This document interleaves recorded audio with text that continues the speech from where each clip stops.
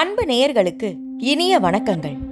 சிவயாழினி Tamil audio novels சேனலுக்கு உங்களை அன்புடன் வரவேற்கிறோம். மணித்துளி 40. ரவிகாந்தன் வேகமாக வந்து அஜயின் சட்டையை பிடித்தான்.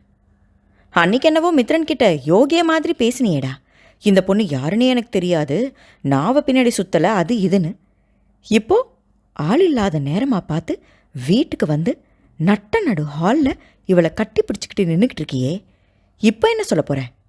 இப்போவும் அவ தான் என்னை கட்டி பிடிச்சிக்கிட்டா, எனக்கு எதுவுமே தெரியாதுன்னு கதை சொல்ல போறியா என்று நக்கலாக கேட்டபடி அவன் சட்டையை பிடித்து உழுக்க, அஜய்க்கு இப்பொழுது எதிர்வாதம் செய்யும் அளவிற்கு மனதில் துணிச்சல் இல்லை.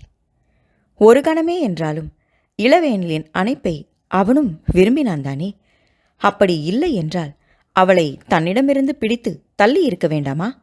குற்ற உணர்ச்சியால் ரவியிடம் பேச முடியாமல் அவன் தடுமாறவும் ரவி அதை பயன்படுத்தி கொண்டு அவனை தாக்க தன் கைகளை ஓங்கினான். அதற்குள் இளவேனில் ரவியின் கையை பற்றி, ரவி, அவர் மேலே கை வச்ச மனுஷியா இருக்க மாட்டேன் என்றாள் ஆத்திரத்துடன். இப்பொழுது அஜயின் மேல் இருந்த கைகளை அகற்றியவன் இளவேனிலின் தலைமுடியை கொத்தாக பற்றினான். என்னடி பண்ணுவ, என்ன பண்ணுவ சொல்லு என்று அவளை தரதரவென்று இழுத்து கொண்டு வாசலை நோக்கிச் சென்றான். ரவி, என்னடா பண்ணிக்கிட்டு இருக்க? விடு அவளை, எதுவா இருந்தாலும் மாமா வரட்டும் பேசிக்கலாம் என்று கத்தினார் தென்றல். இனி யார் பேச்சையும் கேட்க நான் தயாரால. அன்னிக்கே நிச்சயம் பண்ணுங்கன்னு சொன்னேன். யாராச்சும் என் பேச்சை கேட்டிங்களா? பொண்ணு படிப்பு முடியட்டும்னு சொன்னீங்க. இப்போ பார்த்தீங்களா உங்கள் பொண்ணோட லட்சணத்தை? நம்மக்கிட்ட வேலை செய்கிறவனை கட்டி பிடிச்சிக்கிட்டு நிற்கிறான். காத்திருந்தவன் பொண்டாட்டிய நேற்று வந்தவன் தூக்கிக்கிட்டு போக நான் என்ன சொம்பையா? நானே ஏதாவது கோயிலில் வச்சு தாலியை கட்டி கூட்டிக்கிட்டு வரேன். பெரியவங்களா ஆசீர்வாதம் மட்டும் பண்ணுங்க, அது போதும் என்றவன் இளவேனிலை இழுத்து கொண்டு சென்றான். அஜய் என்று கத்தினாள் இளவேனில். தென்றலும் மற்றதையெல்லாம் மறந்து ரவியின் செயலே இப்போது பதட்டத்தை கொடுத்திருக்க, அஜய், இலாவை காப்பாத்து என்றார். உடனே அஜய் ரவிகாந்தனின் முதுகில் எட்டி உதைத்தான். அவனோடு சேர்ந்து விழப்போன இளவேனிலை ஒற்றை கையால் பிடித்து நிறுத்தினான். ஆங்காரத்தோடு எழுந்த ரவியை மீண்டும் சரமாரியாக தாக்கி அவனை சுவரோடு சாய்த்து அவன் கழுத்தை நெருக்கினான் அஜய். அவன் அப்படியே தோய்ந்து விழவும் சோஃபாவில் அவனை படுக்க வைத்து நிமிர்ந்தவன் தென்றலை பார்த்து கை கூப்பினான். ஆண்டி, என்னை தயவு செஞ்சு தப்பா நினைக்காதீங்க. நான் கமலிக்கிட்ட பேசணும் தான் வந்தேன். எதிர்பாராத விதமா இளவேனில் மாடியில் இருந்து ஓடி வந்து கீழே விழப்போனாங்க. அவங்கள தாங்கி பிடிச்சேன், அவ்வளோதான். இந்த ரவி சொல்கிற மாதிரி எதுவும் இல்லை என்றான். இளவேனில் ஏமாற்றத்தோடு அஜயை பார்ப்பதை கவனிக்காதவன் போல, நான் வரேன் என்று தென்றலிடம் மட்டும் விடை பெற்றுக்கொண்டு அங்கிருந்து கிளம்பினான். இளவேனில் அதற்கு மேல் அங்கே நிற்க விரும்பாமல் மாடிக்கு ஓடினாள். தன் அறைக்குச் சென்று கதவை தாழிட்டு கொண்டு அதில் சாய்ந்து நின்று அழத் தொடங்கினாள்.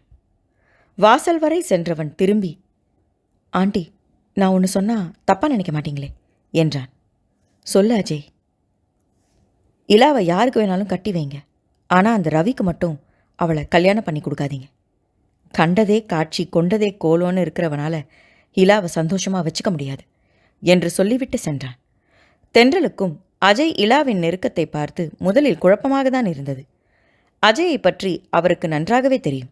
அதே சமயம் ரவியின் அவசர புத்தியை பற்றியும் புரிந்து வைத்திருந்தார்.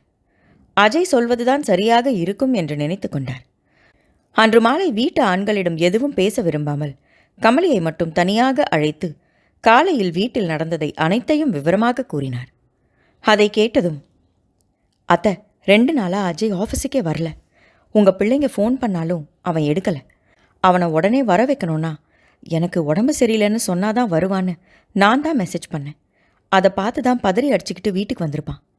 எப்படியும் நானும் நீங்களும் வீட்டில் இருப்போன்னு நினச்சி தான் வந்திருப்பான்.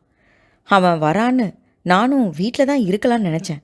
இந்த வெண்பா தான் ஷாப்பிங் போகலான்னு கூட்டிக்கிட்டு போயிட்டா. நீங்களும் ரவி ஊரில் இருந்து வந்ததுனால தான் அவன் கூட பேசிக்கிட்டே மார்க்கெட்டுக்கு போயிட்டீங்க. வீட்டில் இலா மட்டும் தனியாக இருப்பான்னு அஜய்க்கு தெரிஞ்சிருக்க வாய்ப்பே இல்லை. நிச்சயமாக அது தற்செயலாக நடந்ததாக தான் இருக்கும். அதனால் அவனை தப்பாக நினைக்காதீங்க அத்தை என்றாள் கமலி, நண்பனை யாரும் தவறாக நினைத்துவிடக்கூடாது என்ற கவலையில். கமலி, அஜயை பற்றி எனக்கு தெரியாதா? மித்ரன் எப்பவும் அவனை பற்றி தான் பெருமையாக பேசுவானே. நான் எதுக்காக இந்த விஷயத்த சொல்கிறேன்னா, ரவி நம்ம இலாவுக்கு பொருத்தம் இல்லையோன்னு இப்போ தோணுது. வானதி என்ன நினச்சிப்பாளோன்னு கவலையாக இருக்கு என்றார் தென்றல். ஆமாம் அத்தை, இலாவுக்கு ரவி மேலே விருப்பம் இல்லை. நானும் உங்ககிட்ட பேசணுன்னு தான் இருந்தேன். ரவி வெண்பாவோட அண்ணன், அதான் எப்படி சொல்கிறதுன்னு யோசிச்சுக்கிட்டு இருந்தேன் என்றாள் கமலி. என்ன இலாவுக்கும் விருப்பம் இல்லையா? அப்போ இந்த கல்யாணத்தை நிறுத்தி தான் ஆகணும்.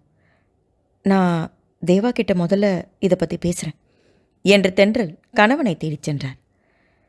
சூரியதேவ் மனைவியின் பேச்சை பொறுமையாக கேட்டுக்கொண்டு மகன்களையும் அழைத்து கலந்து ஆலோசித்தார். ஆதி, மித்ரன் இருவருக்குமே ரவியின் மேல் விருப்பமில்லை. அன்று திருமண வரவேற்பில் அவர் நடந்து கொண்டதை பற்றியும் கூறினார்கள். ஓகே, நான் வானதியும் பாஸ்கரையும் அழைச்சு விஷயத்த சொல்லிடுறேன். இந்த கல்யாண வேலையை இப்போதைக்கு நிறுத்தி வைப்போம். இன்னும் கொஞ்ச நாள் போனதும் இலா கல்யாணத்தை பற்றி யோசிப்போம் என்று முடித்தார்.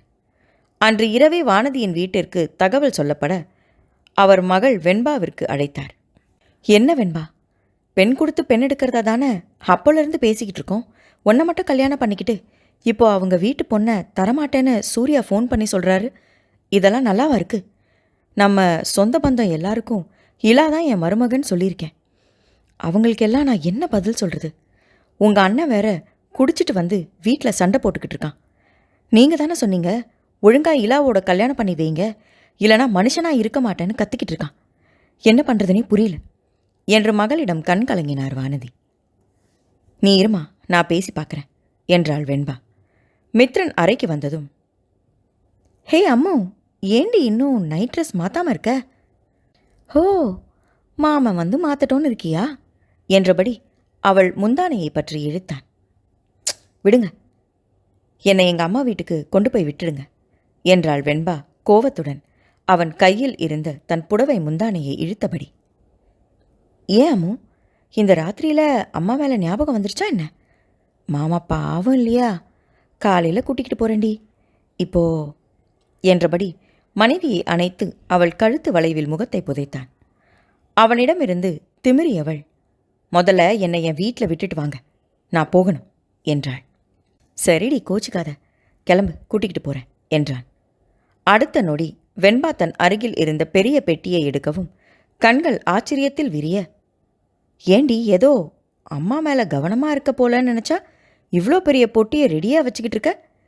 ஆமாம், இப்போ போயிட்டு எப்போ வர்றதா உத்தேசம் என்றான் கிண்டலாக சிரித்தபடி. எப்போ எங்கள் அண்ணனுக்கும் உங்கள் தங்கச்சிக்கும் கல்யாண தேதி குறிக்கிறீங்களோ அப்போ தான் வருவேன் என்றாள். மித்ரனின் முகத்தில் இருந்த சிரிப்பு மறைந்து கடுமை ஏறியது. அம்மு, அவங்க கல்யாணத்துக்கும் நீ இப்போ வீட்டை விட்டு போகிறதுக்கும் என்ன சம்பந்தம் என்றான் அழுத்தமான குரலில். என்ன சம்பந்தமா? பொண்ணை கொடுத்து பொண்ணை எடுக்கிறதா தானே பேச்சு. இப்போ உங்கள் வீட்டில் பொண்ணை கொடுக்கறதுக்கு விருப்பம் இல்லைன்னா நான் ஏன் இங்கே இருக்கணும்?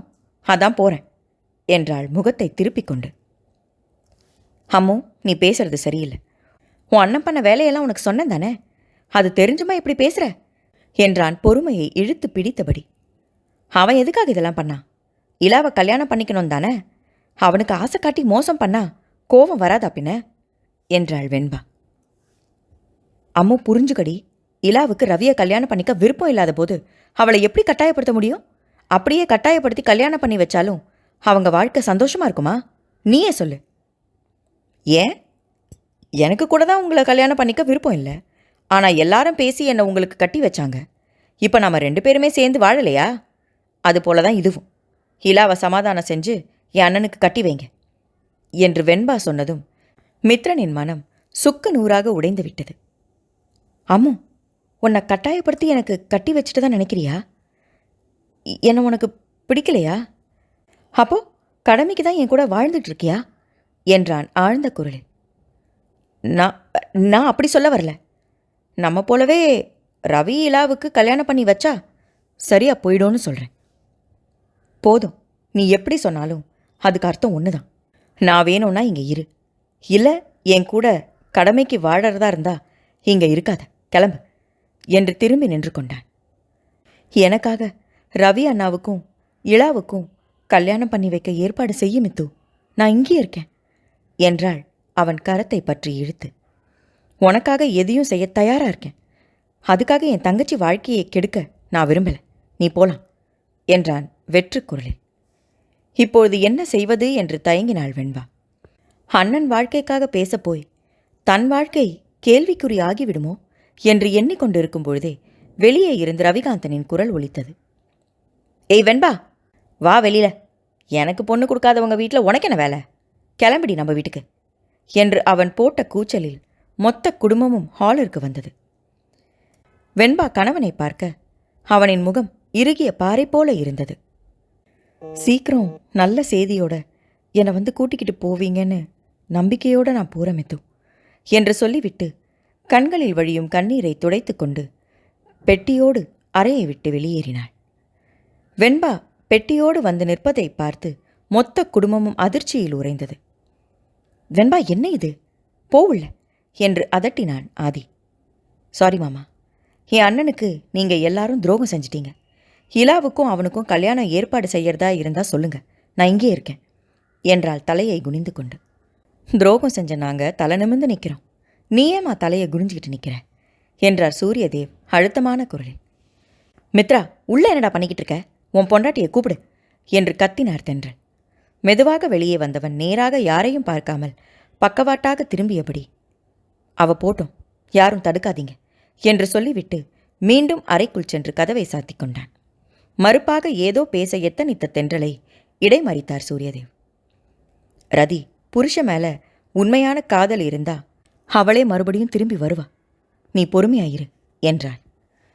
வெண்பாவின் காதுகளில் சூரியதேவின் வார்த்தைகள் விழத்தான் செய்தது. சற்றே தயங்கி நின்று அண்ணனை பார்த்தாள். ஏ வெண்பா, நீ எல்லாம் கூட பிறந்த தங்கச்சி அடி, இன்னும் என்ன யோசிச்சுக்கிட்டு இருக்க? கிளம்பு போலாம் என்றான் ஆத்திரத்துடன்.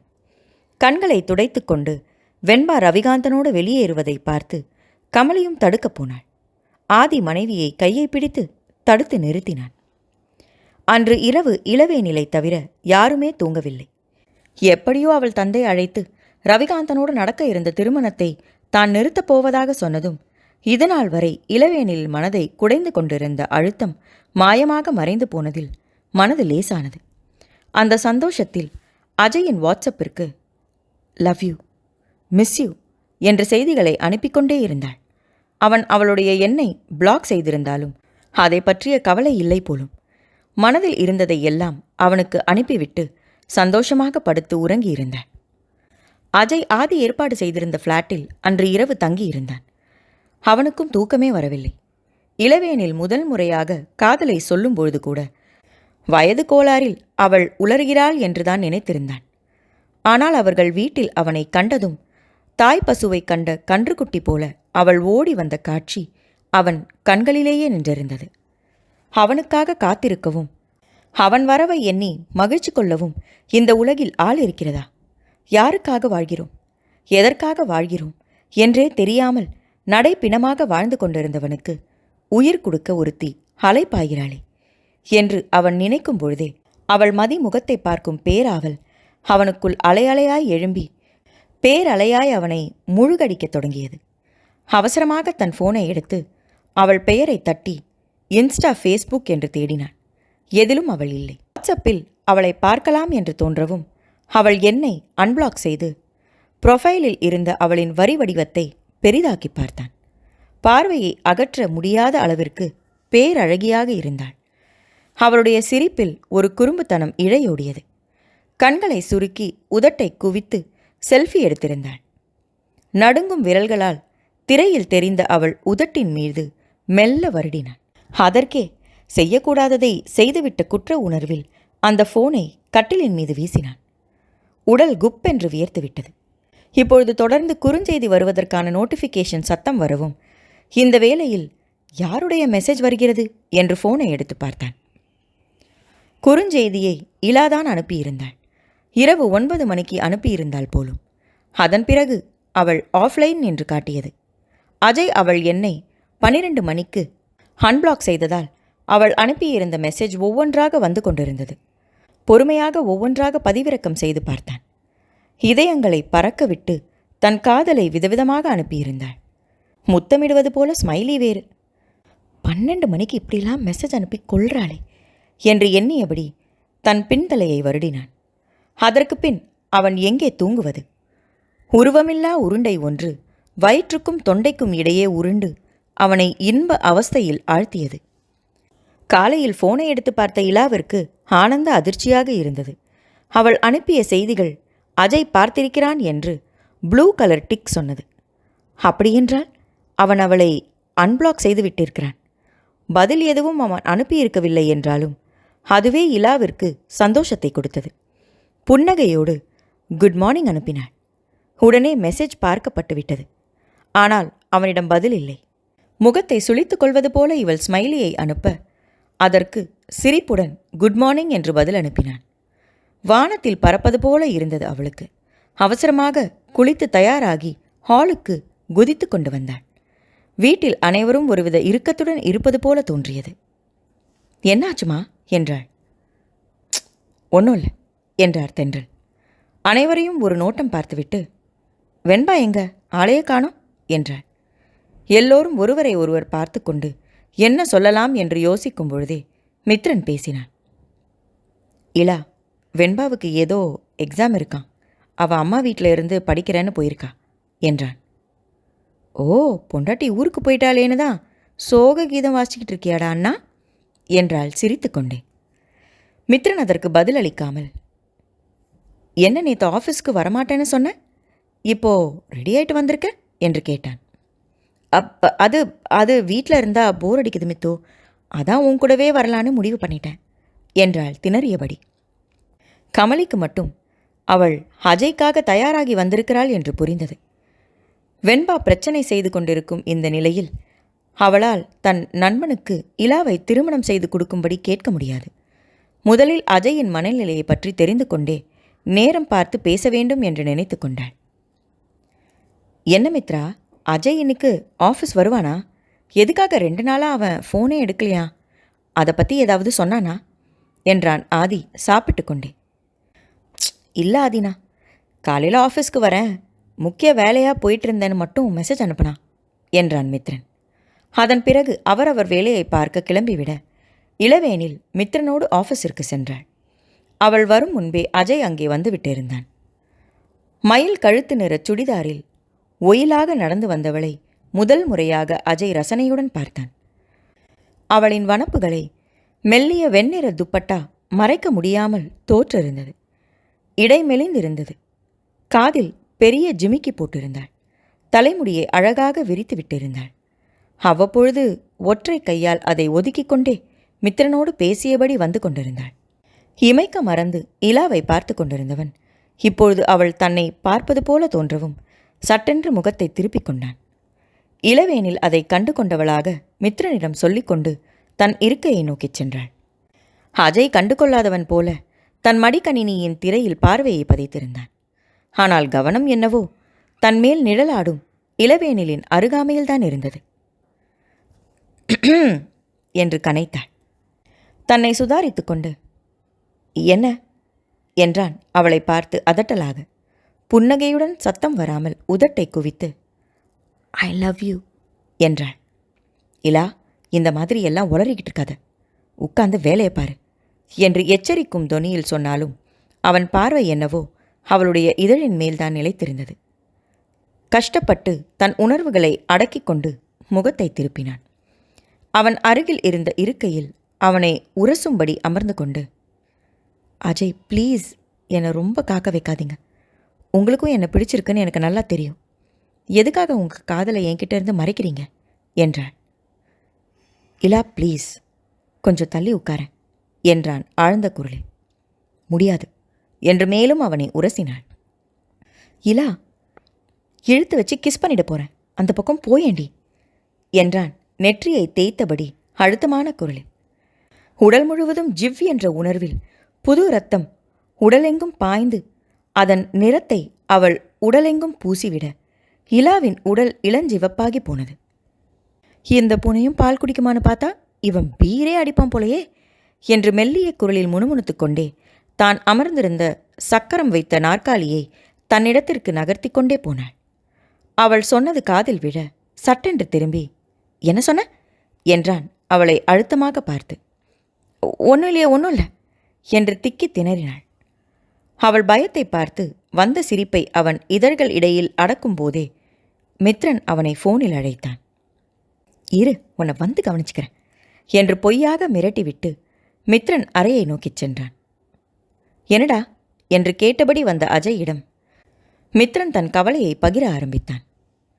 மித்ரன் சொன்ன விஷயத்தில் சற்று முன்பு அஜயின் மனதில் துளிர்விட ஆரம்பித்திருந்த காதலை அப்பொழுதே யாரோ வாள் கொண்டு அறுப்பது போல இருந்தது. மணித்துளி 41. அஜய் மீண்டும் இருக்கைக்கு வந்ததும் இளவேனிலை திரும்பியும் பார்க்காமல் தன் வேலையை செய்யத் தொடங்கினான். அவன் காதல் பார்வைக்கும் பேச்சுக்கும் காத்திருந்தவளுக்கு அவனுடைய அமைதி ஏமாற்றமாக இருந்தது. மித்ரன் ஆஃபீஸிலிருந்து கிளம்பும் வரை இலா வேறு வழியின்றி அமைதி காத்தாள். மித்ரன் சென்ற பின்பும் அன்று மாலை வரை அஜய் பேசாமலேயே போகவும் பொறுமை இழந்தவளாக, ரொம்ப நாளைக்கு பின்னாடி காலையில் தான் உங்கள் முகத்தில் கொஞ்சம் சிரிப்பை பார்த்தேன். மித்ரன் கிட்ட பேசிட்டு வந்ததுலேருந்து முகம் ஏன் மறுபடியும் முசுடு மாதிரி ஆயிடுச்சு? அப்படி என்ன சொன்னா உங்கள் மச்சான் என்றாள் இலா. அஜய் இறுகிய முகத்துடன் அவளை பார்த்து முறைத்தவன், இலா, தேவையே இல்லாமல் மனசில் ஆசையை வளர்த்துக்காத, இது சரி வராது என்று ஆழ்ந்த குரலில் சொல்லிவிட்டு தன் மடிக்கணினியில் கவனத்தை திருப்பினான். எது சரி வராது என்றாள் சற்றே கோவத்தோடு. எதுவுமே சரி வராதில்ல. காலையில் நல்லா தானே பேசிகிட்டு இருந்தீங்க, அதுக்குள்ளே என்னாச்சு? நீங்களும் என்னை லவ் பண்ணுறீங்கன்னு எனக்கு நல்லாவே தெரியும். இன்றைக்கி நீங்கள் பார்த்த பார்வையையும் பேச்சையும் புரிஞ்சிக்க முடியாத சின்ன குழந்தை இல்லைனா என்றாள் மெல்லிய குரலில். ஆனால் அவளின் கோபமும் ஆற்றாமையும் அவனுக்கு நன்கு புரிந்தது. அதுக்காக உன்கிட்ட நான் மன்னிப்பு கேட்டுக்கிறேன், சாரி என்று சொல்லிவிட்டு அங்கிருந்து எழுந்து செல்ல போனவனின் கரத்தை பற்றினாள் இளவேனில். இலா, கையை விடு. முடியாது.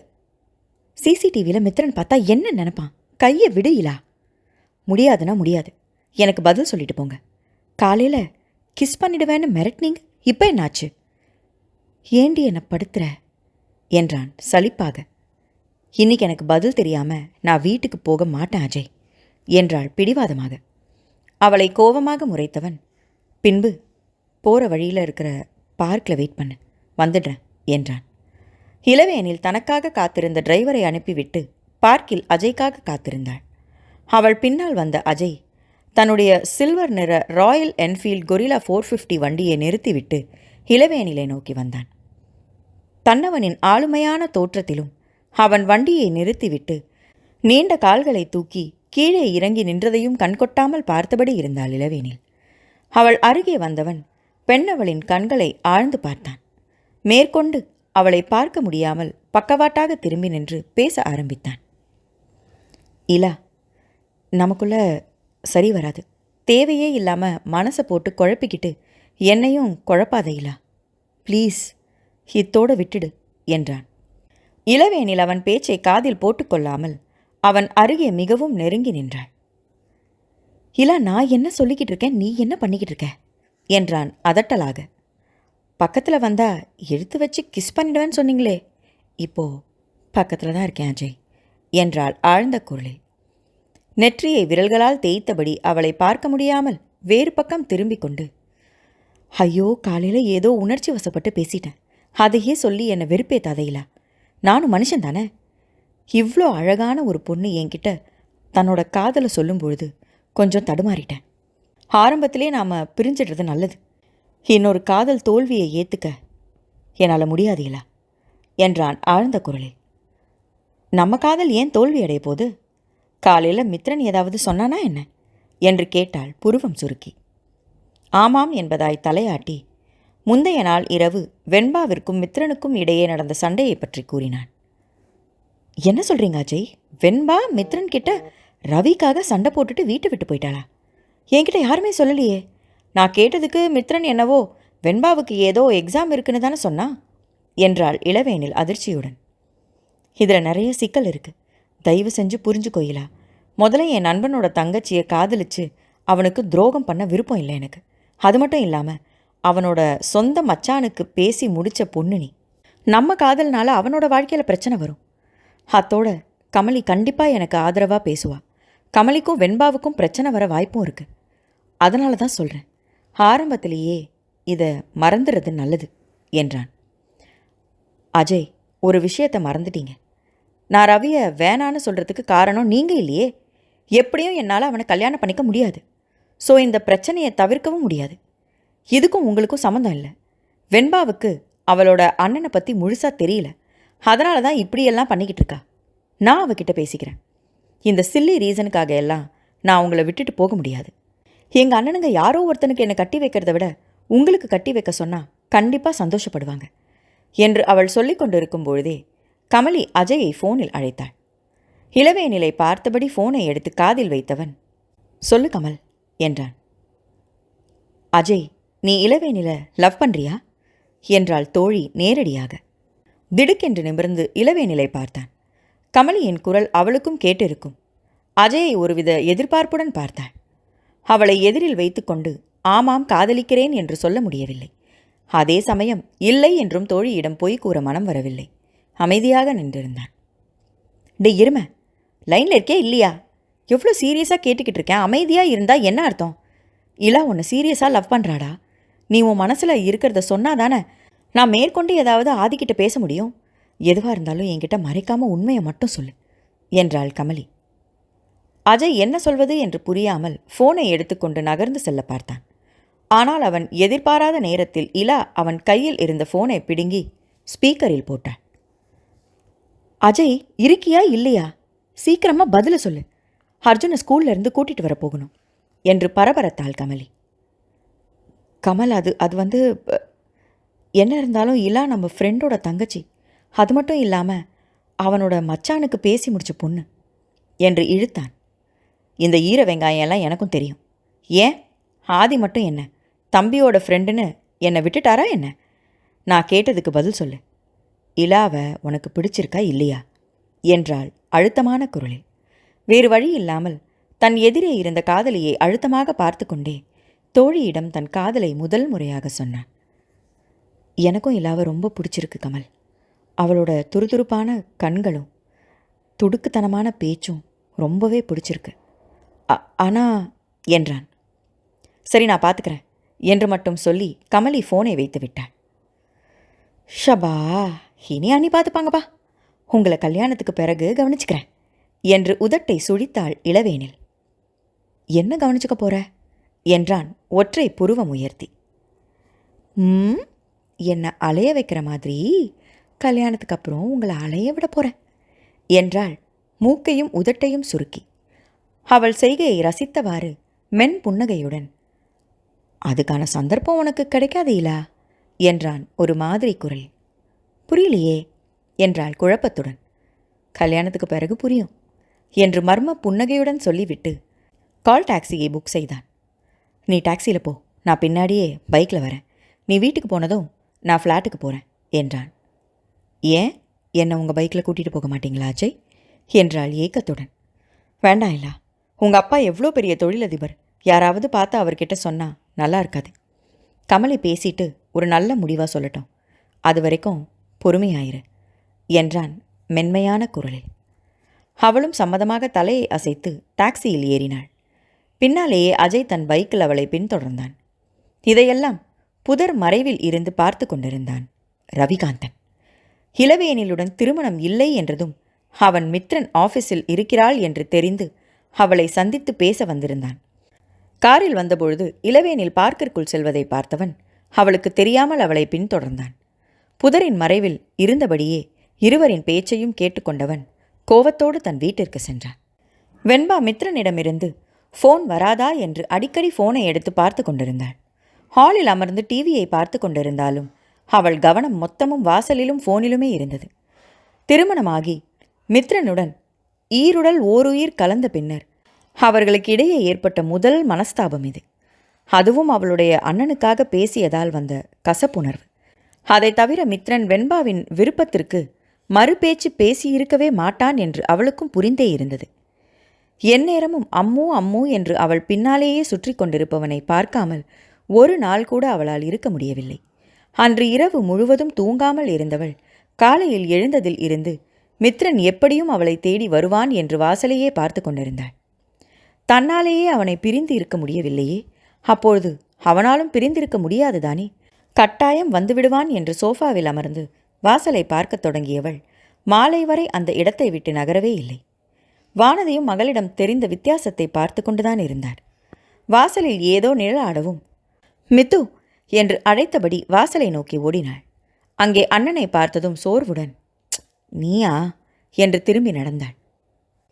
ஏன், உன் புருஷன் வருவான் எதிர்பார்த்தியோ என்றான் ரவி நக்கலாக. பதில் சொல்லாமல் உதட்டை கடித்தபடி இருந்தாள் வெண்பா. இங்க பாரு வெண்பா, எனக்கும் இலாவுக்கும் கல்யாணம் நடந்தாதான் நீ இந்த வீட்டை விட்டு போகணும், புரிஞ்சுதா இல்லையா என்றான். ஒருவேளை அப்படி நடக்கலனா என்றாள் வெண்பா தவிப்புடன். மித்ரனை டைவர்ஸ் பண்ணிடு என்றான் ரவி சர்வசாதாரணமாக. அண்ணா என்றாள் அதிர்ச்சியுடன். என்ன அண்ணா? உனக்கு ஆதியை கல்யாணம் பண்ணி தர்றதா சொல்லி மித்ரனை கட்டி வச்சாங்க. அப்போவே எனக்கு கோவம்தான். சரி, நீயே அமைதியாக இருக்கும்போது எனக்கு என்னென்னு இருந்துட்டேன். இப்போ என் விஷயத்தில் ஏமாத்தினா சும்மாலாம் இருக்க மாட்டேன் வெண்பா. அந்த ஆதியோட பொண்டாட்டி நடுவில் புகுந்து நாட்டாமல் பண்ணிக்கிட்டு இருக்கா. அவளோட ஃப்ரெண்டு அஜய்க்கு இலாவை கட்டி வைக்க பிளான் பண்ணிகிட்டு இருக்கா. அவள் பேச்சை கேட்டு தான் இலா இப்படியெல்லாம் நடந்துக்கிறான் என்றான் ரவி ஆத்திரத்துடன். யாரை சொல்கிற, கமலி அக்காவையா என்றாள் வெண்பா நம்ப முடியாமல். ஆமாம், அவளே ஒரு அனாதை கழுத. எப்படியோ ஆதியை வளைச்சி போட்டு வீட்டுக்குள்ளே வந்துட்டா. இப்போ மொத்த சொத்தையும் அபகரிக்க தன்னோட ஃப்ரெண்டை தூண்டி விட்டு ஹிலாவோட அவனுக்கு கல்யாணம் பண்ணி வைக்க பார்க்குறா என்றான் எரிச்சலுடன். நீ சொல்கிறது உண்மையா அண்ணா? ஆமாம், நீயே யோசிச்சு பாரு. இந்த கமலி வரத்துக்கு முன்னாடி இலா என்ன வேண்டான்னு சொல்லியிருக்காளா? அவள் என்னைக்கு வீட்டுக்குள்ளே நுழைஞ்சாலோ அப்போ இருந்து தான் இலா என்ன வேணானே சொல்லிகிட்டு இருக்கா. எனக்கு என்னவோ 2 பேரும் பிளான் பண்ணி தான் நம்ம குடும்பத்தில் நுழைஞ்சிருக்காங்கன்னு தோணுது என்றான். வெண்பாவின் மொத்த கோபமும் இப்பொழுது கமலியின் மேல் திரும்பியது. எல்லாத்துக்கும் காரணம் இந்த கமலி தானா? அவளால் தான் இப்போ மித்ரனையும் பிரிஞ்சிருக்க வேண்டிய நிலைமை என்று எல்லாவற்றிற்கும் கமலியை காரணம் கற்பித்து கொண்டாள் வெண்பா. வீட்டில் கமலி மித்ரனை அழைத்து பேசினாள். மித்ரா, வெண்பா ஏதோ புரிஞ்சுக்காம அம்மா வீட்டுக்கு போயிட்டா. நீயும் அவளுக்கு எடுத்து சொல்லாம போகட்டோன்னு அப்படியே விட்டுடுவியா? போய் அழைச்சிக்கிட்டு வா அவளை என்றாள். மித்ரன் வெண்பாவின் பிரிவில் வாடினாலும் அவனாக சென்று அவளை அழைக்கும் எண்ணம் இல்லை. நியாயமான காரணத்துக்கு போயிருந்தா நானே அவளை கெஞ்சி கூட்டிக்கிட்டு வந்திருப்பேன் அண்ணி. ஆனால் அவள் பேசினது நியாயமா, நீங்களே சொல்லுங்க என்றான். அதுக்காக அப்படியே விட முடியுமா? போய் அவளை கூட்டிக்கிட்டு வா என்றாள் கமலி அதட்டலாக. மித்ரன் ஆதியை பார்க்க, உங்கள் அண்ணி சொல்கிறத கேளுடா, இப்போ வெண்பாவோட கோபம் தணிஞ்சிருக்கும், நீ போய் கூட்டிக்கிட்டு வா என்றான். ஒரு பெருமூச்சுடன் மனைவியை அழைத்து வர வானதியின் வீட்டிற்கு கிளம்பினான் மித்ரன். கணவனை கண்டதும் மற்றதையெல்லாம் மறந்த வெண்பா அவனை நோக்கி பாய்ந்து ஓடினாள். மித்து என்றபடி அவனை இறுக்கமாக கட்டிக்கொண்டு கண்ணீர் விட்டாள். மித்ரனும் உள்ளுக்குள் உருகித்தான் போய்விட்டான்.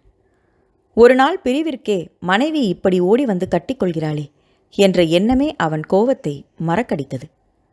அம்மு என்று அவனும் அவளை இறுக்கமாக கட்டிக்கொண்டு அவள் கழுத்து வளைவில் முகத்தை புதைத்தான். வெண்பா, மாப்பிளைய உன்னோட அறைக்கு அழைச்சிட்டு போ என்றார் வானதி. பதறி சட்டென்று விலகி நின்று இருவரும் சுற்றும் முற்றும் பார்த்தனர். வானதி சொல்லிவிட்டு சென்று விட்டார் போலும். ஹாலில் யாருமே இல்லை. உடனே மனைவியை தூக்கிக் கொண்டு அவள் அறைக்கு சென்றான். அம்மு, என்னை விட்டுட்டு நைட்டு உன்னால் தூங்க முடிஞ்சுதா என்றான் மனைவியின் கண்களை ஆழ்ந்து பார்த்தபடி. இல்லை என்று வேகமாக தலையாட்டிவிட்டு அவன் மார்பில் முகத்தை புதைத்து கொண்டாள். உன்னை பற்றி தெரியுண்டி எனக்கு என்றபடி அவளை கட்டிலில் கிடத்தி அவள் மேல் படர்ந்தான். அவள் கன்னத்தை கடித்தபடி, அம்மோ சீக்கிரம் கிளம்பிடி, என்னால் அப்புறம் கண்ட்ரோல் பண்ண முடியாது என்றான் ஹஸ்கி வாய்ஸில். சரி, இலா விஷயத்தில் என்ன முடிவெடுத்திருக்கீங்க என்றாள் வெண்பா முகம் இருக. புதுசாக முடிவெடுக்க என்ன இருக்கு, ஏற்கனவே எடுத்தது தானே என்றான் கோவத்தை அடக்கியபடி.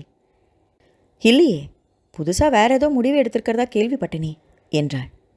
என்ன வளர்ற, எந்த முடிவும் எடுக்கலையே, இப்போதைக்கு இளவேனிலுக்கு கல்யாணம் செய்ய போகிறதா இல்லை என்றான் அழுத்தமான குரலில். ஆனால் அந்த கமலி வேற பிளான் போட்டிருக்காளாமே என்றாள் நக்கலாக. ஹே வெண்பா, வாய் அடக்கு. கமலி என்னோட சின்னவ, என் ஃப்ரெண்டு. நானே இப்போ மரியாதையா அண்ணின்னு தான் கூப்பிடுறேன். உன்னை விட அவள் பெரியவ, அதோட ஆதி அண்ணனோட மனைவி. இப்படி தான் ஒருமையில் பேசுவியா என்றான் கோவமாக. அப்படி தான் கூப்பிடுவேன். அவள் தான் எல்லா பிரச்சனைக்கும் காரணம். அவளால் தான் இலா ரவி அண்ணனை வேண்டான்னு சொல்கிறா. நல்லா தானடி இருந்த, உன் வீட்டுக்கு வந்ததும் உனக்கு என்ன கிறுக்கு கிறுக்கு பிடிச்சிருச்சா? அன்னிக்கும் இலா கல்யாணத்துக்கும் என்ன சம்மந்தம்?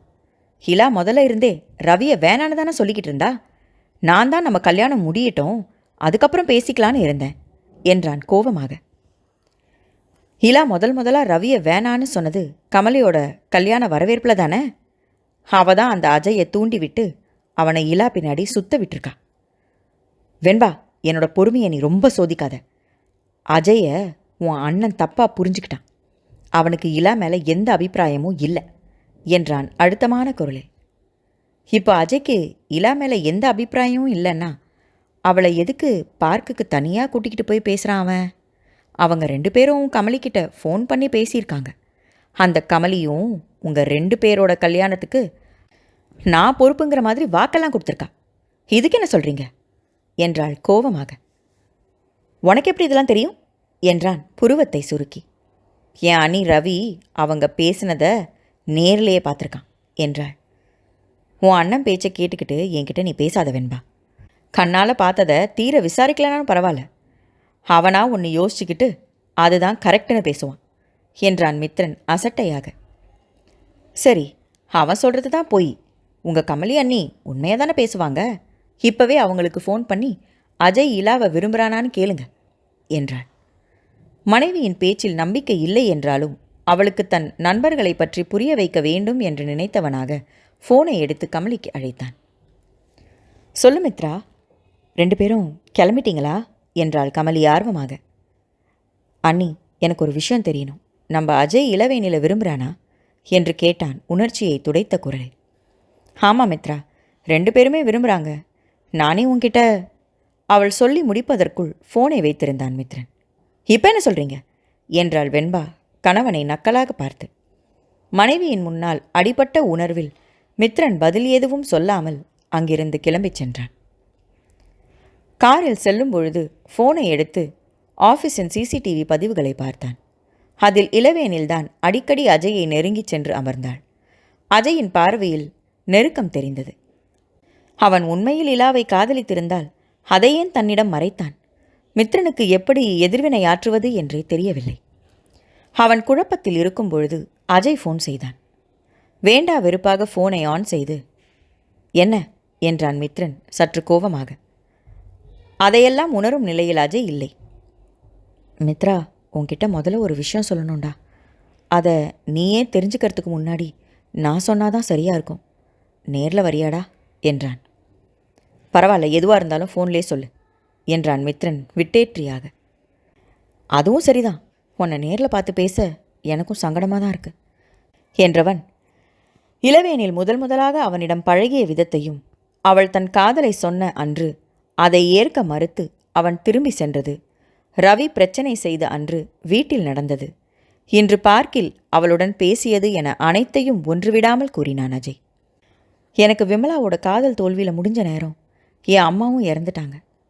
என் வாழ்க்கையில் எனக்குன்னு யாருமே இல்லைன்னு நினச்சிக்கிட்டேன்டா. ஆனால் இளவேனிலோட அப்பழுக்கற்ற பாசம் என்னை தடுமாற வச்சிடுச்சு.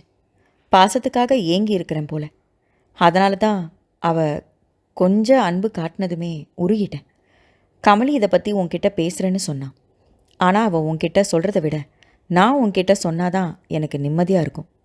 நான் என் மனசில் இருக்கிறத என் காதலியோட அண்ணன்கிட்ட சொல்லலடா. என் நண்பன்கிட்ட என்னோட காதலை பற்றி சொல்லிக்கிட்டு இருக்கேன். இதுக்கு என் நண்பனா உன்னோட கருத்து என்ன? உன் தங்கச்சியோட அண்ணனாவும் கருத்தை சொல்லலாம். உன்னோட முடிவு எதுவாக இருந்தாலும் அதுக்கு நான் கட்டுப்படுவேன் என்றான் அஜய் தீர்க்கமான குரலில். மனதில் குற்றம் இருந்திருந்தால் இவ்வளவு வெளிப்படையாக ஒருவனால் பேச முடியுமா? இளவேனில்தான் முதலில் தன் நண்பன் மேல் ஆர்வமாக இருந்தாள் என்பதை மித்ரனால் புரிந்து கொள்ள முடிந்தது. ஒரு கணமேனும் நண்பர்களை தவறாக நினைத்துவிட்ட காரணத்திற்காக தன்னையே வெறுத்தான் மித்ரன். என்ன மித்ரா, பதில் சொல்ல மாட்டேங்கிறியே? உன்னோட மௌனத்தை இதில் உனக்கு விருப்பம் இல்லைன்னு எடுத்துக்கவா? எதுவாக இருந்தாலும் வெளிப்படையாக சொல்லிடு. இலா கிட்ட பேசி புரிய வைக்க முடியாது. நான் வேணும்னா இப்போவே ஊரை விட்டு போயிடுறேன்.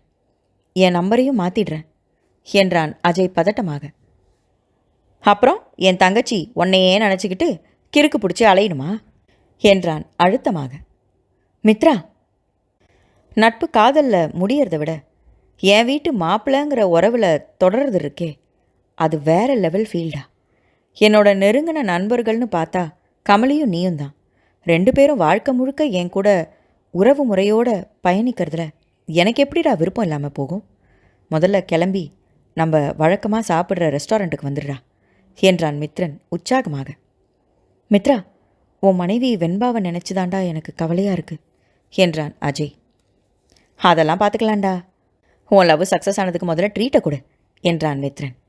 டேய், நீ அவளோட அண்ணன்டா என்றான் அஜய் கிண்டலாக சிரித்தபடி. நான் ட்ரீட் கேட்குறது என் தங்கச்சிக்கு அண்ணனா இல்லை மச்சி, உனக்கு ஃப்ரெண்டாக தான் கேட்குறேன் என்று சிரித்தான் மித்ரன் மற்ற கவலைகளை மறந்து. பின்பு மித்ரனே கமலிக்கும் ஆதிக்கும் ஃபோன் செய்து விஷயத்தை கூறவும் நால்வரும் ஒன்றாக ரெஸ்டாரண்ட்டில் சந்தித்தார்கள். அஜயை குரோதத்தோடு பின்தொடர்ந்து கொண்டிருந்தான் ரவிகாந்தன். இப்பொழுது நால்வரும் ஒன்றாக பேசி சிரித்து கொண்டிருப்பதை பார்த்து கொதித்து போனான். நால்வரையும் பார்த்துவிட்டு அதை ஃபோட்டோ எடுத்து தன் தங்கை வெண்பாவிற்கு வாட்ஸ்அப் செய்தான். அதை பார்த்ததும் வெண்பா அண்ணனுக்கு அழைத்தாள். அண்ணா, இந்த ஃபோட்டோவை பார்த்தா எல்லாருக்குமே அஜயை இலாவுக்கு கல்யாணம் பண்ணி வைக்கிறதுல விருப்பம் போல இருக்கே. மித்ரன் விஷயம் தெரிஞ்சு போய் சண்டை போடுவாருன்னு நினச்சா அவரும் சிரித்து பேசிக்கிட்டு இருக்காரே, எனக்கு எதுவுமே புரியல என்றாள். எனக்கெல்லாம் புரிஞ்சிடுச்சு.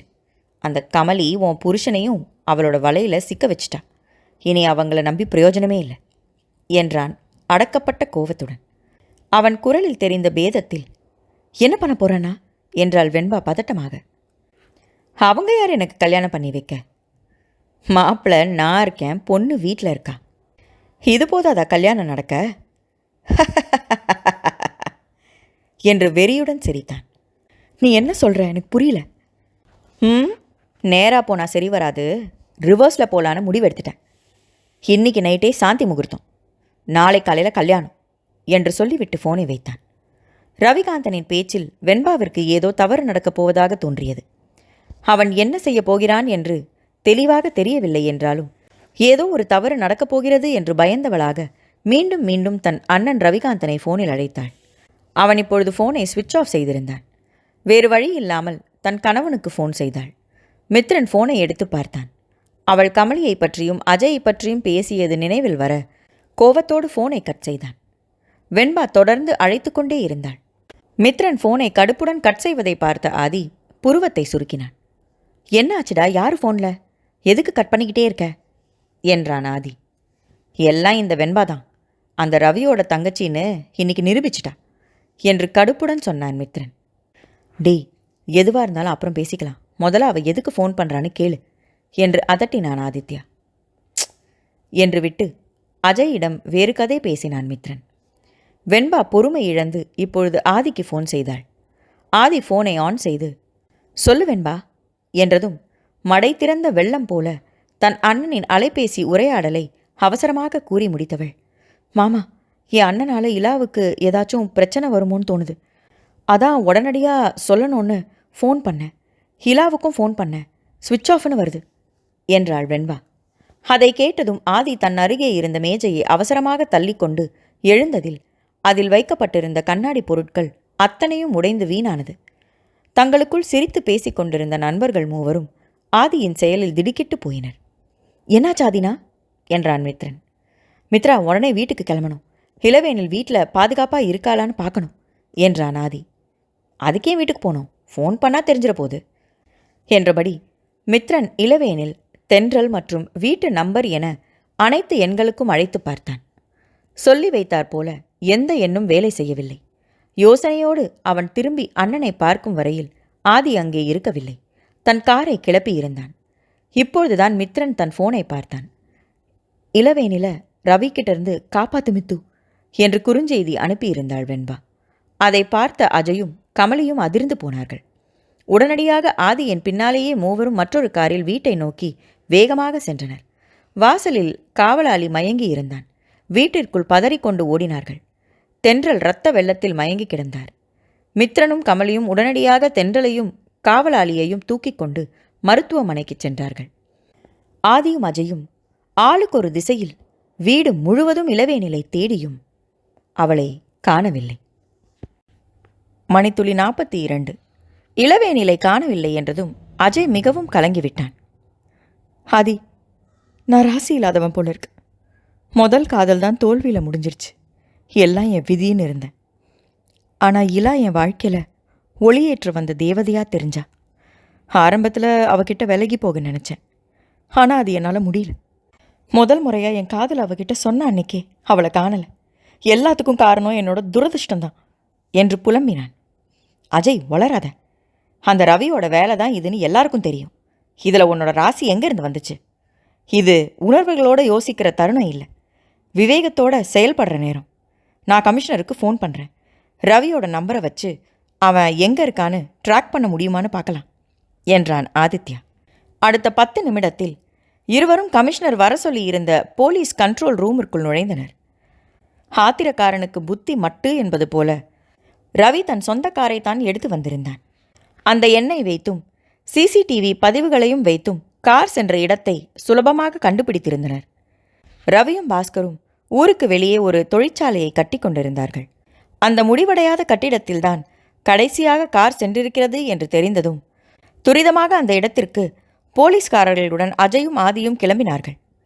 டிரைவரிடம், ஏன் இவ்வளோ ஸ்லோவாக போறீங்க, சீக்கிரம் போங்க என்று புலம்பிக்கொண்டே வந்த அஜய் ஒரு கட்டத்தில் அவனே ஓட்டுவதாக சொல்லி காரை புயல் வேகத்தில் பறக்க விட்டான்.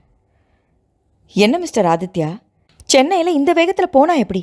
உங்கள் சிஸ்டரை காப்பாற்றணும்னா நாம முதல்ல உசுரோடு இருக்க வேண்டாமா என்று புலம்பினார் போலீஸ் அதிகாரி.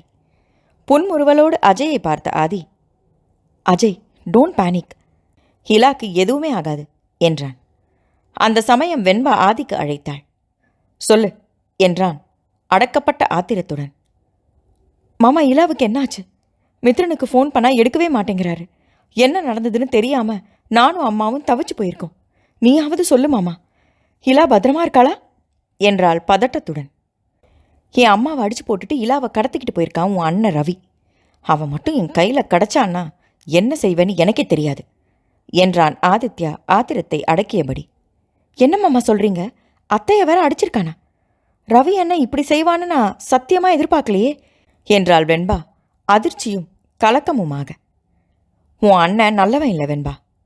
சொந்தங்களுக்குள்ளே எதுக்கு பிரச்சனைன்னு நானும் மித்திரனும் வீட்டில் சொல்கிறதில்ல. பொண்ணுங்க விஷயத்தில் சரியில்லாதவன்னு நல்லா தெரிஞ்சும் எப்படி எங்கள் வீட்டு பொண்ணை அவனுக்கு கட்டித்தர முடியும்? நீயே சொல்லு என்றான் ஆதி. என்ன மாமா சொல்கிறீங்க? அவன் அப்படியெல்லாம் செய்யக்கூடிய ஆளா? நிறைய ஆம்பளைங்க வீட்டில் நல்லவன் போல தான் வேஷம் போடுவாங்க. அவங்களோட மறுபக்கம் பெரும்பாலும் வீட்டில் இருக்கிற பெண்களுக்கு தெரியறதில்ல. இது வரைக்கும் எந்த பொண்ணையும் அவன் பலவந்தப்படுத்தினது இல்லைன்னு தான் கண்டுக்காமல் விட்டுட்டோம். இப்போது இலாவை கடத்திக்கிட்டு போயிருக்கான். அம்மாவோட தலையில் அடிச்சிருக்கான். அவன் கிடச்சதும் போலீஸில் ஒப்படைக்காமல் விடமாட்டேன். அதுக்காக நீயும் அத்தையும் என்னை தப்பாக நினச்சாலும் பரவாயில்ல என்றான் கோபமாக. எங்களை தூக்கி வளர்த்த தென்றல் அத்தையே அடிச்சிட்டு போயிருக்கான். இலாவை கட்டாயப்படுத்தி கடத்தியிருக்கான். நானே அவனை மன்னிக்க மாட்டேன் மாமா. என் அண்ணனாக இருந்தாலும் தப்பு தான். அவன் செஞ்ச தப்புக்கு தண்டனை கிடைக்கட்டும். நானும் அம்மாவும் உங்கள் பக்கம்தான் என்றாள் வெண்பா அழுது கொண்டே. அப்புறம் என் அண்ணனை அரெஸ்ட் பண்ணுறதுக்கு இந்த குடும்பம் தான் காரணம்னு சொல்லி என் தம்பி மித்ரன் கூட வாழ மாட்டேன்னு சொல்லுவியே, அதனால தான் உன்கிட்ட இதை பற்றி பேசிகிட்டு இருக்கேன் என்றான் ஆதி குற்றம் சாட்டும் குரலை. கன்னத்தில் அரைந்தது போல இருந்தது வெண்பாவிற்கு. பதில் பேச முடியாமல் திணறினாள். இங்கே பாரு வெண்பா, மித்ரன் சின்ன வயசுல இருந்து உன்னை மட்டும்தான் காதலிச்சான். வேற எந்த பெண்ணையும் அவன் நிமிர்ந்து கூட பார்த்ததில்லை. உன்னை விட உன் மனசை அவன்தான் நல்லா புரிஞ்சு வச்சிருக்கான். நீ அவனை கல்யாணம் பண்ணிக்க விருப்பம் இல்லைன்னு அழுத்தமாக சொல்லியிருந்தா உன்னை நிச்சயமாக கட்டாயப்படுத்தியிருக்க மாட்டான். மித்ரனை பிடிக்கலன்னு நீ எப்பயாவது என்கிட்ட சொல்லியிருக்கியா? அவன் அடிப்பான் கில்லுவான்னு தானே சொல்லுவ. அது கூட சினுங்களாக தான் இருக்குமே தவிர கோவப்படவே மாட்டேன்.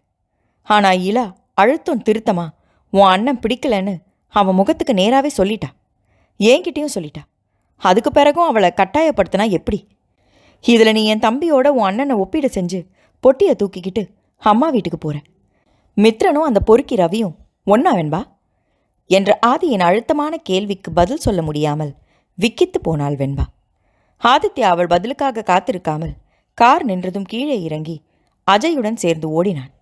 அந்த பெரிய கட்டிடத்தில் இலா எங்கே அடைத்து வைக்கப்பட்டிருக்கிறாள் என்று தெரியாமல் அஜய், இலா இலா என்று கத்திக்கொண்டிருந்தான். ஆதி அவன் வாயை பொத்தினான். அஜய், நாம் வந்தது ரவிக்கு தெரியாமல் இருக்கிறதா நல்லது. சத்தம் போடாமல் நாம் 4 பேரும் வேற வேற திசையில் ஒவ்வொரு தளமாக போய் தேடுவோம். ஆபத்து நான் மட்டும் குரல் கொடு என்றான் ஆதி. அஜய்க்கும் அதுதான் சரி என்று தோன்றியது. ஆதி கூறியபடி 2 போலீஸ் அதிகாரிகளும் ஆளுக்கு ஒரு திசையில் காலடி சத்தம் கேட்காதபடி ஷூக்களை கழட்டிவிட்டு நடக்கத் தொடங்கினார்கள். அஜய் சென்ற திசையில் யாரோ முனகும் சத்தம் கேட்கவும் நிதானித்தான். ஒரு அறை உட்புறமாக பூட்டப்பட்டிருந்தது. அந்த அறைக்குள் இருந்துதான் சத்தம் வந்தது. மெல்ல கதவின் சாவி துவாரத்தின் வழியாக பார்த்தான். இலாவின் கழுத்தில் ஒரு கையில் கத்தி வைத்து மறு கையால் அவள் வாயை பொத்தியபடி நின்றிருந்தான் ரவிகாந்தன். ஆக அவனுக்கு இவர்கள் வந்தது தெரிந்துவிட்டிருக்கிறது. கொஞ்சம் சத்தம் எழுப்பினாலும் இலாவின் கழுத்தில் கத்தியை இறக்கிவிட்டாலும் ஆச்சரியப்படுவதற்கில்லை. என்ன செய்வதென்று புரியாமல் திகைத்து நின்றான் அஜய். அஜய் சத்தமிடாமல் அந்த அறையை சுற்றி வந்தான். ஒரு இடத்தில் ரவியின் பின்பக்கம் இருந்த சுவற்றில் வெண்டிலேட்டர் வைப்பதற்காக கற்களால் மூடப்படாமல் சிறிது இடம் காலியாக விடப்பட்டிருந்தது. அங்கிருந்த ஏணியை கொண்டு அந்த சுவற்றில் ஏறி அந்த காலி இடத்தில் உடலை குறுக்கி தொங்கினான். ரவிகாந்தனின் பின்புறமே தெரிந்தது. அவனுக்கு முன்னால் இளவேனில் நாற்காலியோடு சேர்ந்து கட்டப்பட்டிருந்தாள். ரவி இந்த பக்கம் அந்த பக்கம் திரும்பி ஏதேனும் சத்தம் வருகிறதா என்று காதுகளை கூர்மையாக்கினான். எனவே அஜய் உடனே எதிர்வினை புரியாமல் அப்படியே பாதி உடலை அறைக்குள்ளும் மீதியை அறைக்கு வெளியேயும் இருக்குமாறு தொங்கிக் கொண்டிருந்தான். சத்தம் எதுவும் இல்லை என்றதும் ரவி மெல்லிய குரலில் பேச ஆரம்பித்தான். உன்னை ஆற அமர முழுசா அடைஞ்சிட்டு நாளைக்கு உன் கழுத்தில் தாலி கட்டணும்னு நினச்சா உன் அண்ணனும் அந்த அஜயும் மோப்பம் பிடிச்சிட்டு வந்துட்டானுங்க. இனி அதுக்கெல்லாம் நேரம் இல்லை. முதல்ல உன் கழுத்தில் இந்த தாலியை கட்டுறேன். அதுக்கப்புறம் அவனுங்களால் எதுவுமே செய்ய முடியாது என்று மெல்லிய குரலில் சொல்லிக்கொண்டே கத்தி இருந்த கையாலேயே தன் பக்கவாட்டில் இருந்த தாலியை எடுக்க முனைந்தான். மற்றொரு கை இளவேனிலின் வாயை அடைத்திருந்தது. இதுதான் சரியான சமயம் என்று அஜய் அந்த சந்தின் வழியாக ரவியின் மேல் பாய்ந்து விழப்போனான். சரியாக அந்த நேரத்திற்கு அங்கே வந்த ஆதி நொடியில் அஜயின் முயற்சியை புரிந்து கொண்டு அந்த அறைக்கதவின் வாசல் அருகே தயாராக நின்றான். எதிர்பாராத நேரத்தில் அஜய் மேலிருந்து கீழே விழும்போதே தன் ஒற்றை கையால் ரவியின் கழுத்தை கொக்கி போல இழுத்தான். இருவரும் தரையில் பெரும் சத்தத்தோடு கீழே விழுந்தார்கள். பூட்டிய அறைக்குள் என்ன நடக்கிறது என்று திகைப்புடன் திரும்பி பார்த்த இலா அஜய் என்று கூவினாள். அதற்குள் ரவி சுதாரித்து கொண்டு அஜயை தாக்கத் தொடங்கி இருந்தான். இருவரும் கட்டிக்கொண்டு உருளும்போதே ஆதி அறைக்கதவை உடைத்து கொண்டு உள்ளே நுழைந்தான். இப்பொழுது இருவருமே சேர்ந்து ரவியை சரமாரியாக தாக்கத் தொடங்கினார்கள். ரவி ஐயோ அம்மா என்று கத்திய கத்தலில் மற்ற 2 போலீசார்களும் அவர்கள் இருந்த இடத்திற்கு வந்து சேர்ந்தனர். 4வருமாக சேர்ந்து ரவியை சுற்றி வளைத்தனர். அஜய், இலாவை கட்டி போட்டிருந்த அந்த கயிறை எடுத்து இவனை கட்டு சீக்கிரம் என்றான் ஆதி. அஜயும் அவசரமாக இலாவின் மேலிருந்த கயிற்றை உருவினான். அதே நாற்காலியில் ரவியை அமர வைத்து இறுக்கமாக கட்டினார்கள்.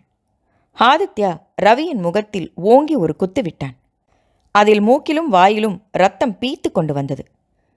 எவ்வளோ திமிர் இருந்தா பட்டப்பகல்ல வீடு புகுந்து என் தங்கச்சியை தூக்கியிருப்ப. நீ தாலி கட்டிட்டா இந்தாடா உன் பொண்டாட்டின்னு உன்கிட்ட அனுப்பி வச்சிருவோன்னு நினச்சியா? முட்டாள். நல்ல வேலை தப்பிச்சிட்ட. நீ மட்டும் தாலி கட்டியிருந்தா உன் கையை வெட்டி போட்டிருப்பேன். என்ன பார்க்குற? வேற ஏதாவது பண்ணியிருந்தா உன் ஆண்மையை வெட்டியிருப்பேன் என்று ஆத்திரத்துடன் கூறிக்கொண்டே ரவியை பலமாக தாக்கினான் ஆதித்யா. அஜய்க்கு மேலே இருந்து கீழே விழுந்ததில் கை காலில் அடிபட்டிருந்தது. தன் வலியை பொருட்படுத்தாமல் அவன் இலாவை தான் வாஞ்சையோடு பார்த்து கொண்டிருந்தான். இலா, உனக்கு எதுவும் இல்லையே என்றான் கவலை தோய்ந்த குரலில். அஜய், எனக்கு எதுவும் இல்லை. நல்ல வேலை, இந்த பொறுக்கி என் கழுத்தில் தாலி கட்டுறதுக்குள்ள நீங்கள் தான் வந்துட்டீங்களே. உங்கள் குரல் கேட்டதும் இவன் கதவு உள்பக்கமாக பூட்டிட்டு என் கழுத்தில் கத்திய வச்சிட்டான். எனக்கு நம்பிக்கையை போயிடுச்சு. என்னதான் நீங்கள் கதவை உடச்சிக்கிட்டு வந்தாலும் இந்த ரவி என் கழுத்தை அறுத்துற போறான்னு பயந்துட்டேன். அப்புறம் தாலி கட்டுறேன்னு சொல்லவும் அதுக்கு அவன் என் கழுத்தை அறுத்திருந்தாலே நல்லா இருந்திருக்குமேன்னு நினச்சேன். சரியான நேரத்தில் வந்துட்டீங்க. உங்களுக்கு தான் அடிபட்டிருக்கு. எங்க காட்டுங்க என்றபடி அவனை நெருங்கி அவன் கைகளை எடுத்து தன் கைகளால் தடவி பார்த்தாள். எனக்கு எதுவும் இல்லை இல்லா, சின்ன அடிதான். உனக்கு ஏதாவது ஆயிருந்தா என்னால் நினச்சி கூட பார்க்க முடியல. உன்னை கண்ணில் பார்க்குற வரைக்கும் என் உயிரே என் கையில் இல்லடி என்றவன் அதற்கு மேல் தாக்கு பிடிக்க முடியாமல் அவளை இறுக அணைத்திருந்தான். ஆதி கொடுத்த அடியில் ரவியின் தலை தொங்கியது. வாயிலும் மூக்கிலும் ரத்தம் நிற்காமல் வழிந்து கொண்டிருக்க போலீஸ் அதிகாரி பதறி அவனை விலக்கிவிட்டார். நாங்கள் அரெஸ்ட் பண்ணி தக்க நடவடிக்கை எடுக்கிறோம் சார், நீங்கள் பின்வாங்காமல் ஒரு கம்ப்ளைண்ட்டை மட்டும் எழுதி கொடுங்க என்றான். ஆதித்யா திரும்பி பார்த்தான். அஜயும் இலாவும் தங்களுக்குள் புனைந்து உலகை மறந்திருந்தார்கள். சரி சார், அவனை அரெஸ்ட் பண்ணுங்க, நான் உங்கள் கூட வரேன், நாம் இந்த ரவியோட காரிலே போயிடலாம் என்று சொல்லியபடி ரவியின் பக்கவாட்டில் இருந்து கார் சாவியை எடுத்தான். அப்போ அவங்க என்று போலீஸ்காரர் அஜயையும் இலாவையும் காட்ட, அவங்க அப்புறமா வரட்டும், சாவி அஜய்கிட்ட தான் இருக்கு, அவனே என் தங்கச்சியை கூட்டிகிட்டு வந்துடுவான் என்று சொல்லிவிட்டு ரவியை கிட்டத்தட்ட தரதரவென்று இழுத்து கொண்டு சென்றான் ஆதித்யா. இளவேனில் அஜய்க்கு எங்கே அடிபட்டிருக்கிறது என்று அவன் மேனியை தடவி பார்த்து அவன் கைகளில் வழிந்த இரத்தத்தை பார்த்து தன் துப்பட்டாவால் துடைத்து விட்டாள். வாங்க, நம்ம உடனே ஹாஸ்பிட்டலுக்கு போகலாம் என்றாள். இருடி, நீ காணலன்னு தெரிஞ்சதில் இருந்து என் ஹார்ட்டு தாறுமாறாக துடிக்குது. உனக்கு எதுவும் ஆகலைன்னு அதுக்கு புரிகிற வரைக்கும் என்கிட்டயே இப்படியே நில்லு என்று அவளை விலக விடாமல் தனக்குள் இறுக்கி அணைத்தான் அஜய். தன்னவனின் இதய துடிப்பின் சத்தம் பலமாக கேட்கவும் அங்கே தன் முகத்தை வைத்து தேய்த்தாள். எனக்கு எதுவும் ஆகலை ஸ்வீட் ஹார்ட் என்றபடி அவனின் இடது புறத்தில் முத்தமிட்டாள். அவன் மீதிருந்த உதட்டை விளக்காமல் அப்படியே அவனை நிமிர்ந்து பார்த்தவள், இப்போ ஓகேவா என்றாள். இப்போ வேற மாதிரி ஸ்பீடாக துடிக்குதே என்றான் அவள் தலையில் தன் நாடியை வைத்தபடி. அதுக்கு என்ன பண்ணணும் என்றவளை மேலும் தனக்குள் இறுக்கியவன் அவள் முகத்தை நிமிர்த்தினான். கேள்வியாக பார்த்தவளின் உதடுகளில் அவன் பார்வை பதியவும் இலாவின் முகம் இளஞ்சிவப்பானது. ப்ளீஸ் இலா, கல்யாணத்துக்கு பிறகுதான் நினச்சிருந்தேன், ஆனால் உன்னை இழந்துடுவோமோன்னு ரொம்பவே பதறிட்டேன். இன்னும் படபடப்பு குறையல, அதை போக்க நீ தான் உதவி செய்யணும் என்றான். என்ன செய்யணும் என்றாள் முணுமுணுப்பாக. நீ எதுவும் செய்ய வேண்டாம், நான் பார்த்துக்கிறேன் என்றவன் அவள் கன்னத்தை தன் இரு கைகளால் பற்றி தன் இதழ்களால் அவள் இதழ்களை உரசினான். இலா இமை மூடிக்கொண்டாள். மூடிய இமைகளின் மேல் அழுத்தமாக முத்தமிட்டவன் அவளின் கூர் நாசியை செல்லமாக கடித்தான். பின்பு கண்ண கதுப்புகளில் தன் தாடியோடு உரசினான். குத்துது என்று முனகினாள். கல்யாணத்துக்குள்ள ஷேவ் பண்ணிடுறேண்டி என்றான் அவள் காதில் மீசை உரச. பட்டென்று கண்களை திறந்தவள் அவசரமாக, வேண்டாம் வேண்டாம், லைட்டாக ட்ரிம் பண்ணுங்க, தாடியோடு தான் எனக்கு பிடிச்சிருக்கு என்றாள். அவள் கண்களை சிரிப்புடன் ஆழமாக பார்த்தவனை அதற்கு மேலும் பார்க்க முடியாமல் மீண்டும் தலையை குனிந்து கொண்டாள். இப்போது அவள் தலையை அவசரமாக நிமிர்த்தி அவள் இதழ்களில் தன் இதழ்களை அழுத்தமாக பதித்தான். இலாவின் இதழ்களின் இதழ் நீரால் தன் தாகம் தீர்த்து கொண்டிருந்தான் அஜய். விடாமல் ஃபோன் வந்து கொண்டே இருக்கவும் அவள் மீதிருந்த இதழ்களை விலக்காமல் ஃபோனை எடுத்து ஆன் செய்து ஸ்பீக்கரில் போட்டான். டே அஜய், 2 பேரும் இன்னும் அங்கே என்னடா பண்ணிகிட்டு இருக்கீங்க என்று மித்ரனின் குரல் கேட்டதும் பதறி விலகினாள் இளவேனில். இலாவின் இடையை தன் கையால் அழுத்தி தன்னிடமிருந்து நகராமல் செய்தவன், இல்லை மித்ரா, இளவேனில தேடி வந்திருக்கோம், அவ கிடைச்சதும் கூட்டிக்கிட்டு வந்துடுறேன் என்றான் அஜய் அவசரமாக. டேய், அந்த ரவி அரெஸ்ட் பண்ணி போய் 1/2 மணி நேரம் ஆச்சு. ஆதினா அப்போவே ஃபோன் பண்ணி விஷயத்த சொல்லிட்டார். அஜய்க்கும் இலாவுக்கும் கொஞ்சம் டைம் கொடு, 10 நிமிஷத்தில் அவனே உனக்கு ஃபோன் பண்ணுவான்னு சொன்னார். நீயும் ஃபோன் பண்ணுற மாதிரியே இல்லை, நானும் கிளம்பி வந்துட்டேன். 1/4 மணி நேரமாக அறைக்கு வெளியில் தான் காத்துக்கிட்டு இருக்கேன் என்றான் மித்ரன். அவசரமாக இலாவின் இதழில் தன் இதழ்களை மீண்டும் ஒரு முறை அழுத்தமாக ஒற்றி எடுத்துவிட்டு, மித்ரா, வெளியில் வந்து இலாவை கட்டி போட்டிருந்தாங்கடா, அந்த கயிறை கழட்டுறதுக்கு நேரமாயிடுச்சு என்றான் அஜய் திணறலாக. எங்கடா அந்த கயிறு என்று கேட்டபடி உள்ளே வந்தான் மித்ரன். அஜய் திருவென்று விழிக்கவும் இளவேனில் வெட்கத்துடன் தலையை குனிந்து கொண்டாள். இங்கு தாண்டா இருந்துச்சு என்று அஜய் தேடுவது போல பாசாங்கு செய்யவும், அந்த கயிறை கட்டி தான் ரவியை இழுத்துட்டு போனாங்க. நீ என் காதில் பூ சுத்தாத, வேணும்னா என் தங்கச்சி தலைக்கு சுத்து என்றான் மித்ரன் நக்கலாக. பின்னந்தலையை வருடிய அஜய் சட்டென நினைவு வந்தவனாக, உங்க அம்மா எப்படி இருக்காங்க? கண் முழிச்சிட்டாங்களா என்றான். மித்து, அம்மாவுக்கு என்னாச்சு என்று பதறினாள் இலா. இலா, பயப்படாத. உன்னை தேடி ரவி மாடிக்கு வரும்போது அம்மா தடுத்திருக்காங்க. அவங்க தலையில பூஜாடியால் அடிச்சிருக்கான். லேசான காயந்தான். உனக்கு குளோரோஃபார்ம் கொடுத்துருக்கான் போல. அவன் உன்னை தூக்கிக்கிட்டு போனதை அம்மா அரை மயக்கத்தில் பார்த்துருக்காங்க. இப்போ ஹாஸ்பிட்டலில் இருந்து வீட்டுக்கும் வந்துட்டாங்க. கமலி அண்ணி அம்மா கூட தான் இருக்காங்க. ஸோ நீ கவலைப்படாத என்றான் மித்ரன். அப்பாவுக்கு என்று கேள்வியாக கேட்டவளிடம், தெரியாதிலா, அப்பா பிஸ்னஸ் மீட்டிங்கில் இருக்காரு. அவருக்கு தெரிஞ்சா அவரும் டென்ஷன் ஆயிடுவார். அதனால் சொல்லலை. நாளைக்கு அவர் வந்த பின்னாடி தான் பொறுமையாக சொல்லணும். இப்போ கிளம்பலாமா என்று கேட்டான். போலாம் மித்து. ஆனால் போகும்போது ஹாஸ்பிட்டலில் அஜய்க்கு ட்ரீட்மெண்ட் பார்த்துட்டு போவோம் என்றாள் தங்கை. சரி வா போலாம் என்றபடி நண்பனின் கழுத்தில் தன் நீண்ட கையை போட்டான் மித்ரன். அப்புறம் மச்சி, இன்றைக்கே அப்பா கிட்ட உங்கள் 2 பேரோட கல்யாண விஷயமா பேசி முடிச்சிடலான்னு ஆதினா சொல்லிட்டாரு. உனக்கு சந்தோஷந்தானே என்று கேட்டான் மித்ரன். உங்கள் அப்பா ஒத்துக்குவாராடா என்றான் அஜய் கவலையான குரலில். அதெல்லாம் ஒத்துப்பாரு. உன்கிட்ட பணம் இருக்கான்னு பார்க்க மாட்டார். நேர்மையும் திறமையும் சுறுசுறுப்பும் இருக்கான்னு தான் பார்ப்பார். அது உன்கிட்ட நிறையவே இருக்கு. நாங்கள் உன் பேரை சொன்னால் பெஸ்ட் சாய்ஸ்ன்னு தான் சொல்லுவார். நீ வேணா பாரு என்றபடி நண்பனின் தோள் மேல் கை போட்டபடி பேசிக்கொண்டே சென்றான் மித்ரன். மன நிறைவோடு அவர்கள் பின்னால் சென்றாள் இளவேனி. ஆதித்யா தன் அண்ணனை பற்றி கூறிய வார்த்தைகள் வெண்பாவை அதிர்ச்சியில் ஆழ்த்தியிருந்தது. ரவிகாந்தன் எப்போதும் வெண்பாவிடம் வெளிப்படையாக பேச மாட்டான். ஆதித்யா மித்ரனிடம் இருந்த இலக்கம் கூட தன் அண்ணனோடு அவளுக்கு இருந்ததில்லை. அவளிடம் ஏதாவது வேலையாக வேண்டுமென்றால் மட்டும் உரிமையோடு கேட்பான். அவளும் அண்ணன்தானே என்று அவனுக்காக எதையும் விட்டு கொடுப்பாள். அப்படித்தான் தன் அண்ணனுக்காக மித்ரனையே விட்டு கொடுத்து வந்து விட்டாள். ஆனால் இப்பொழுது தான் செய்த செயலுக்கு தன் அண்ணன் தகுதியானவன்தானா என்ற கேள்வி அவளுக்குள் எழுந்தது. ஆதித்யா உண்மை இல்லாத விஷயத்தை எப்பொழுதும் சொல்ல மாட்டான். அவனுக்கு முன்பே ரவியின் நடவடிக்கை சரியில்லை என்று தெரிந்திருக்கிறது என்று யோசித்தவள் தன் பெற்றோரை அழைத்து ஆதி சொன்னவற்றை எல்லாம் கூறினாள். அப்பா, ரவி அண்ணா எப்படிப்பட்டவர் என்று கேட்டாள். ஏமா அப்படி கேட்குற? அவன் கொஞ்சம் கோவக்காரன், அவசர புத்தி, அவ்வளோதான் என்றார் பாஸ்கர். அது மட்டும்தானா? இல்லை வேற எதுவும் இருக்கா என்றாள் பெற்றோரை பார்த்து சந்தேகமாக. வானதி தலையை குனிந்து கொள்ள பாஸ்கர் தான் பேசினார்.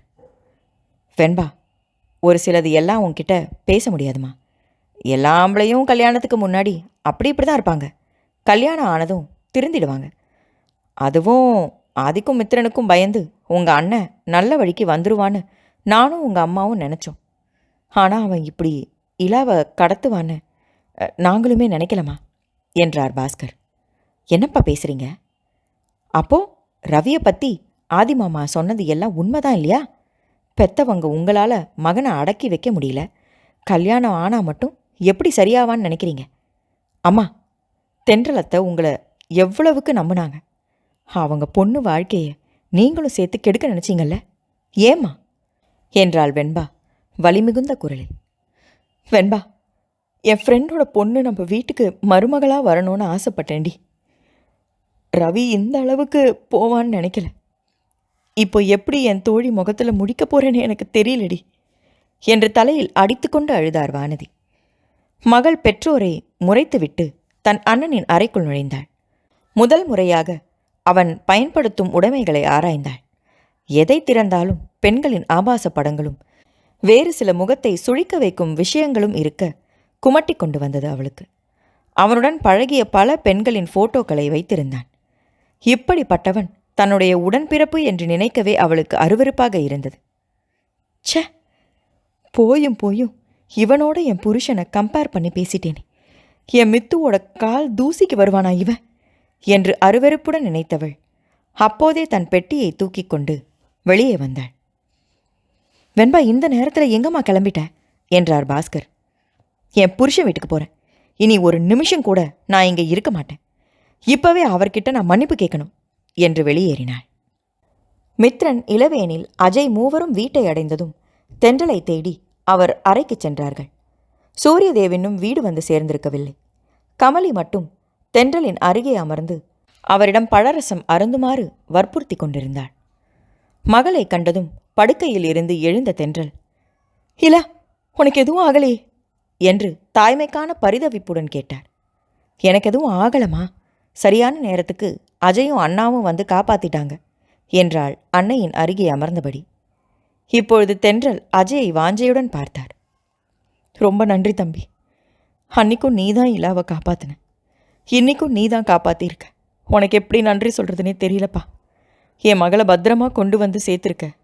உனக்கு என்ன கொடுத்தாலும் ஈடாகாது" என்றார் தென்றல் நன்றி உணர்ச்சியுடன். "நீ சொல்றது உண்மைதாமா, என்ன கொடுத்தாலும் ஈடாகாது. பேசாம நம்ம இலாவையே அவனுக்கு கொடுத்துடலாமா?" என்றான் மித்ரன் குறும்புடன். இளவேனிலும் அஜயும் பதட்டத்துடன் மித்ரனை பார்க்க தென்றல் மூவரையும் திகைப்புடன் பார்த்தார். கமலி தென்றலின் கைகளை பிடித்து அழுத்தினாள். "அத்தை, என் ஃப்ரெண்டுங்கிறதுக்காக நான் சொல்லலை. அஜய் உண்மையாகவே ரொம்ப நல்லவன். நம்ம இலாவை பொக்கிஷம் போல பார்த்துப்பான்" என்றாள் கமலி. அஜய் தன் தோழியை வாஞ்சையுடன் பார்த்தான். இலா தன் அண்ணியை கட்டிக்கொண்டாள். "தேங்க்யூ அண்ணி. நீங்கள் நேற்று சாயந்தரம் ஃபோன் பண்ணலன்னா இவர் என்கிட்ட அவரோட காதலை மறைச்சிக்கிட்டு எங்கேயாவது போயிருப்பார்" என்றவள் அன்று பார்க்கில் நடந்த சம்பாஷணைகளை விளக்கத் தொடங்கினாள். "இலா மட்டும் தனியாக இருந்திருந்தா அவளை காதலிக்கவே இல்லைன்னு சொல்லிட்டு போயிருப்பேன் கமல். ஆனால் என்னவோ உன்கிட்ட என்னால் பொய் சொல்ல முடியலடா. நேற்று இவகிட்ட வசமாக மாட்டிக்கிட்டேன்" என்று சிரித்தான் அஜய். மித்ரனுக்கு இப்பொழுது அனைத்துமே நன்றாக விளங்கியது. அவனுடைய நண்பர்கள் அப்பழுக்கற்றவர்கள்.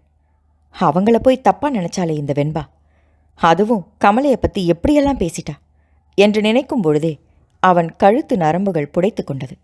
"மித்து" என்ற அழைப்பு அவன் காதில் விழவும் நெருப்பை கக்கும் விழிகளுடன் திரும்பி பார்த்தான்.